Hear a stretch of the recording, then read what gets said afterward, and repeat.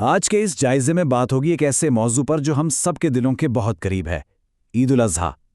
ہم سب بخوبی جانتے ہیں کہ یہ کوئی عام سا روایتی تہوار نہیں ہے نا؟ دراصل آج ہم قربانی کی اصل حقیقت اور اس کی گہرائی میں اتریں گے۔ سچ تو یہ ہے کہ اگر قربانی کے حقیقی مفہوم پر غور کیا جائے تو یہ محض ایک جشن یا تہوار سے کہیں زیادہ بڑی چیز ہے۔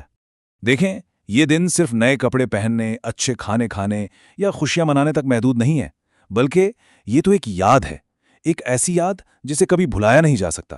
حضرت ابراہیم علیہ السلام کی اس عظیم اور بے مثال قربانی کی یاد۔ جب ہم یہ دن مناتے ہیں تو دراصل ہم تاریخ کے سب سے بڑے لمحے کو خراج تحسین پیش کر رہے ہوتے ہیں، جس نے دنیا کو ایثار اور قربانی کا ایک بالکل نیا مطلب سکھا دیا۔ ذرا تصور کریں اس دم بخود کر دینے والے لمحے کا، بغیر کسی ہچکچاہٹ کے مکمل طور پر خود کو رب کے حوالے کر دینا۔ جب اللہ تعالیٰ کا حکم آیا کہ اپنے سب سے پیارے، سب سے محبوب بیٹے حضرت اسماعیل علیہ السلام کو قربان کر دو، تو حیرت انگیز طور پر نہ تو باپ نے ایک لمحے کے لیے بھی ہچکچاہٹ دکھائی اور نہ ہی بیٹے نے اس حکم کے آگے سر اٹھایا یا کوئی انکار کیا۔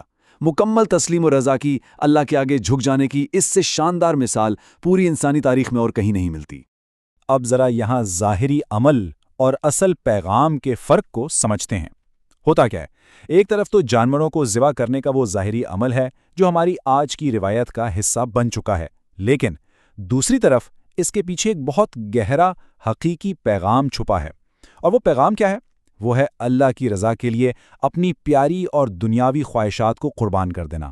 یعنی یہ سب محض ایک ظاہری رسم نہیں ہے، بلکہ اپنی ذات کو، اپنی انا کو اور اپنی اندرونی خواہشات کو رب کائنات کے احکامات کے آگے جھکا دینے کی ایک بہت بڑی روحانی ضرورت ہے۔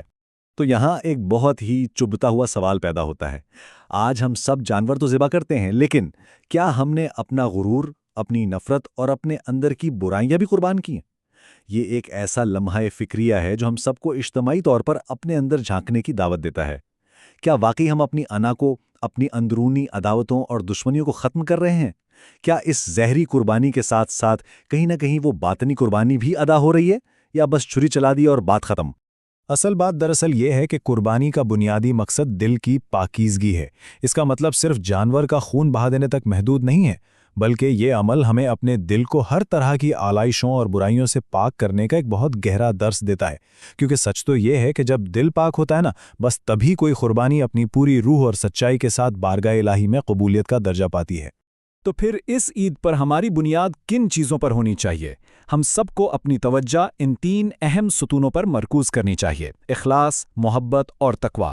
ظاہری دکھاوے اور گوشت بانٹنے کی دوڑ سے تھوڑا سا پیچھے ہٹ کر اپنی توجہ اندرونی عقیدت اور روحانیت کی طرف موڑنی چاہیے۔ اور یقین جانیں، جب ہم قربانی کے اندر ان تینوں عناصر کو شامل کر لیتے ہیں تو پھر یہ محض ایک رسم نہیں رہتی، بلکہ ایک بے حد طاقتور اور زبردست روحانی تجربہ بن جاتی ہے۔ اور آخر میں سورۃ الحج کی یہ طاقتور آیت ہماری اس پوری گفتگو اور جائزے کا سب سے شاندار نچوڑ پیش کرتی ہے۔ اللہ تعالیٰ کا واضح ارشاد ہے کہ اللہ تک نہ ان کا گوشت پہنچتا ہے، نہ خون، بلکہ تمہارا تقویٰ پہنچتا ہے۔ بس یہی وہ حتمی الہامی سچائی ہے جو ہم سب کو ایک گہری سوچ میں چھوڑ جاتی ہے۔ تو اگلی بار جب بھی قربانی پیش کی جائے تو یہ بات دل میں بٹھا لیں کہ اصل چیز جو بارگاہ الہی تک جاتی ہے وہ ہمارا تقویٰ اور اخلاص ہے۔ اس خوبصورت سچائی کو اپنے ذہنوں میں ہمیشہ کے لیے نقش کر لیجئے، کیونکہ سچ میں قربانی کا حقیقی پیغام بس یہی ہے۔